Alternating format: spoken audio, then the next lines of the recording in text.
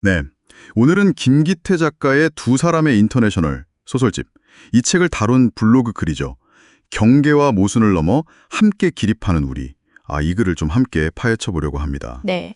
이 소설집이 그 삶의 복잡한 면들 속에서 연대랄까 희망 같은 걸 어떻게 길어 올리는지 글쓴이의 분석을 따라가면서 핵심을 짚어볼게요. 네, 흥미로운 글이죠.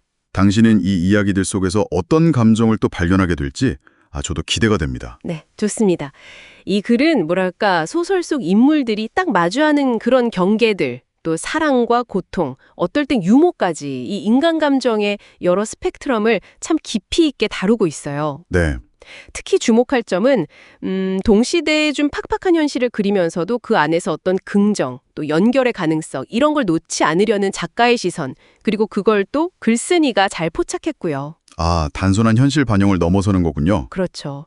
우리가 어떻게 관계 맺고 나아갈지 그런 질문을 던지는 셈이죠. 글을 보면요. 소설 속 화자들이 느끼는 그 선긋기 있잖아요. 구분짓기의 감각.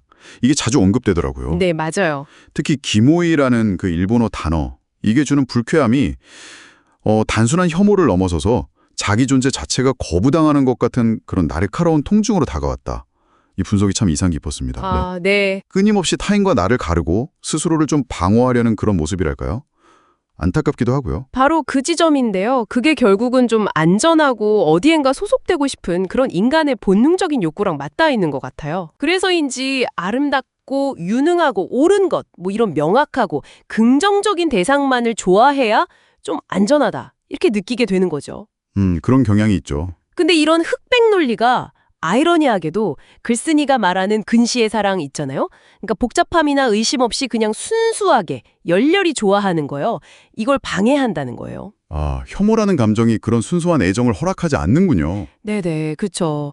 때로는 뭐 타인의 고통을 외면했던 과거의 자신에 대한 혼란으로 이어지기도 하고요. 자, 그럼 전조등편으로 넘어가 볼까요? 여기서 어떤 것들은 예고될 수 없으며 호명될 뿐이다. 이 문구가 참 마음에 와닿았어요. 네, 저도 그 구절이 참 인상 깊었어요. 삶이란 게 정말 그렇잖아요. 뭐 예측 불가능한 사건들의 연속, 깨진 전조등이라던가 갑작스런 청혼이라던가 계획보다는 예기치 못한 어떤 부름에 응답하면서 채워지는 것 같다는 그런 생각이 들더라고요. 맞아요. 이 단편이 바로 삶의 불확실성을 대하는 태도의 변화, 이걸 잘 보여주죠. 중요한 건 뭐 원인을 파고드는 게 아니라 그저 담대해지는 것, 그거더라고요. 담대해지는 것. 네, 약간 파도 타기에 비유할 수도 있겠는데 파도가 왜 치는지 묻기보다 그 파도를 타는 행위 자체에 몰입할 때 그때 비로소 우리 자신, 그러니까 관계 속에 우리가 드러난다. 뭐 이런 메시지로 읽을 수 있을 것 같아요. 아하. 글쓴이는 그래서 김기태 작가 특유의 그 매끄러운 수상함 있잖아요. 명확하게 설명하지 않는 모호함. 그게 오히려 이런 삶의 본질을 더 깊이 생각하게 만든다고 보는 거죠. 그렇군요. 표지작 두 사람의 인터내셔널은 어땠나요?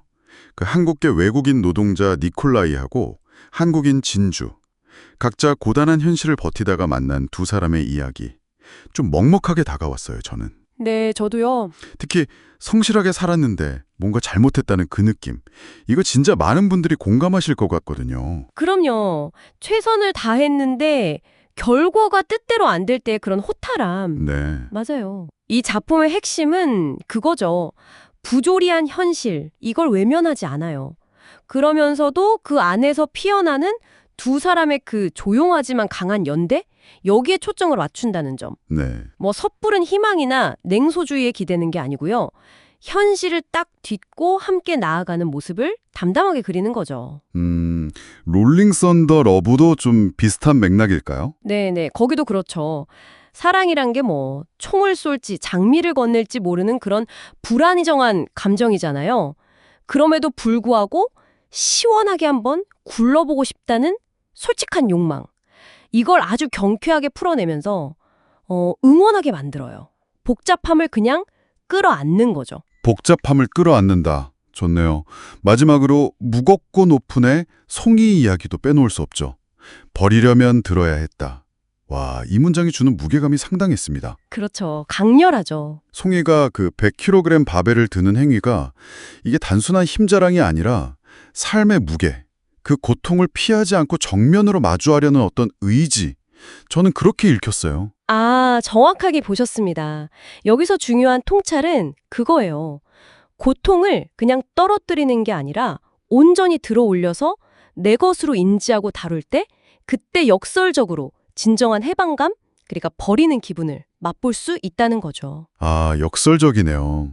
들어야 버릴 수 있다니. 네, 100kg 쇳덩이처럼 변하지 않는 현실 앞에서 그걸 드는 항위를 통해서 주체성을 회복하는 거예요.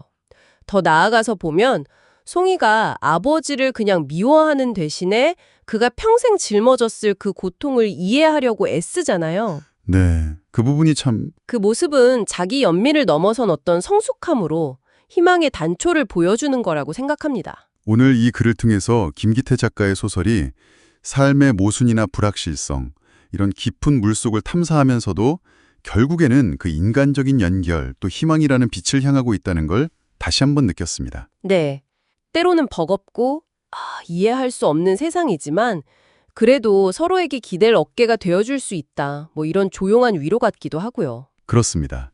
글쓴이가 로나, 우리의 별 이야기를 빌려와서 세상을 좀 삐딱하게 보기보다는 긍정하고 상상하는 태도가 더 좋아졌다고 말하는 것처럼요. 이 소설집은 우리에게 명랑하면서도 지속 가능한 그런 삶의 태도를 권하는 것 같아요. 명랑하고 지속 가능한 태도. 네. 자, 그래서 마지막으로 당신께 한번 질문을 던져보고 싶네요. 당신의 삶에서 애써 외면하고 있는 무거운 것은 무엇인가요? 그걸 그냥 떨어뜨려 버리는 대신에 한번 정면으로 들어 올려서 마주한다면 당신의 삶에는 또 어떤 다른 이야기가 시작될 수 있을까요?